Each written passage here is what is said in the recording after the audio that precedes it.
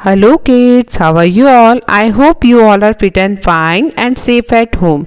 This is our chapter number 1, the green plants part 2.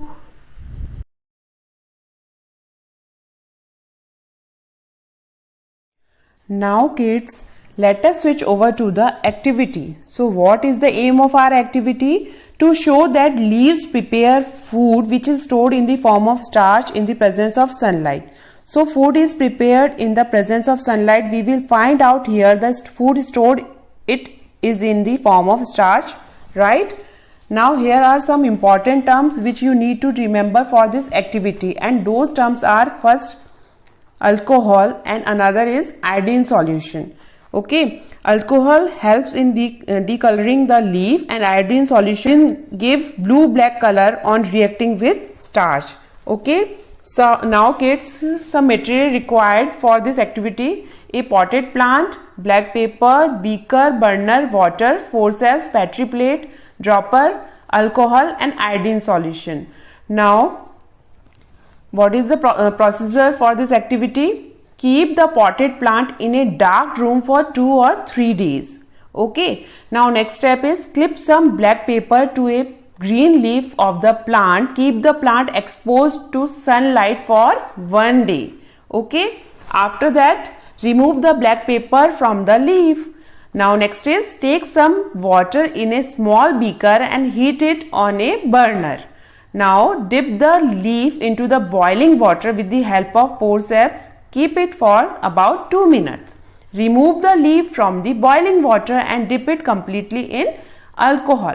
Heat the setup using a burner until the leaf turns white. Okay. Now take out the leaf carefully using forceps and wash it with cold water. Now place it on the petri plate and pour a few drops of iodine solution over it with the help of a dropper. Okay. Now this is our final observation. The portion of the leaf that was exposed to sunlight turns to blue black in color, while the portion covered with the black paper does not change color. Okay. So what is the conclusion of this activity? The blue black color indicates the presence of starch and is a positive result for starch test. The portion of the leaf that was exposed to sunlight was able to prepare its food and store starch.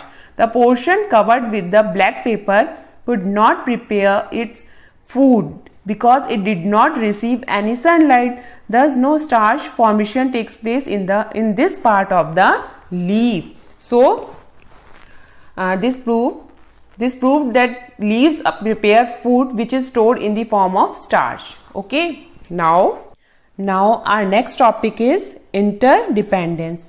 What do you understand by interdependence? Interdependence means one thing is dependent on another. Alright. Plants and animals are dependent on one another for their survival. Now see how we dependent on plants and how plants are dependent on us. We get oxygen from plants. We inhale oxygen and we exhale carbon dioxide, or we take out carbon dioxide which is used by plants. So this is the first form of interdependence. Oxygen given out by plants is used by animals, and carbon dioxide given by animals is used up by plants for photosynthesis, right? Now next is, and then animals depend upon plants for their food requirements. You know, different animals dependent on plants for their food requirements in different ways. Alright, you can see the examples here. The next is, animals help the plant to carry seeds to far off places for germination. Okay, germination term we have done in class 3 also. What is germination? Germination means growing plants. Germination means when the seed is producing a seedling or a baby plant. That process is called germination. So animals carry seed to far off places. What is the need to carry these seeds to far off places? How are these animals helping plants to carry seeds? Is this the help to a plant? Yes, definitely it is a help to a plant, because if all the seeds of a plant they happen to fall on the same place, the plants will grow on that particular area, and maybe they are falling all together and they do not grow to their full size because of lack of space and just because of the lack of nutrition also, right? So animals, they help in dispersal of seeds, they disperse the seeds, they carry the seeds. We get many medicines from plants. Okay, this is the next interdependence. We get many medicines for plants. Plants like aloe vera, mint, tulsi, basils are commonly grow in our houses.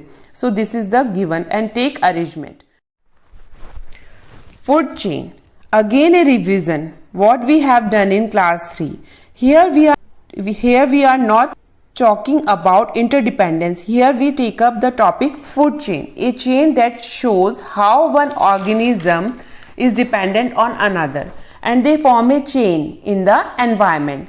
Now kids, see in this picture, grass is the food of grasshopper and it is eaten by frog, right? Frog is eaten by snake and snakes eaten by hawk. Many such types of chains are formed in environment. Do you know kids? Herbivorous animals eat plants as their food. Carnivorous depends on the herbivorous for their food. Plants are eaten by herbivores, which in turn are eaten by carnivores, thus forming a chain. So, what is the definition of food chain? A chain that shows how one organism is dependent on another organism for food. Okay, so kids, many such types of chains are formed in environment. Okay, so now our next topic is, why is the interdependence of plants and animals important? Kids, the interdependence of plants and animals create a balance in nature. If the number of either plants or animals increases or decreases suddenly, this balance will be disturbed. If there is a sudden decrease in the number of plants in nature, the oxygen level in the atmosphere will decrease, leading to an increase in the level of carbon dioxide. Similarly, if there is a sudden increase in the number of animals in nature, it will lead to an outbreak of diseases and insufficient food to meet the needs of the growing population. Okay, so kids, the interdependence of plants and animals is really very important for creates a balance in nature. Okay kids, that's all about chapter number 1, the green plants. I hope it is clear to you. Thank you so much. Have a nice day.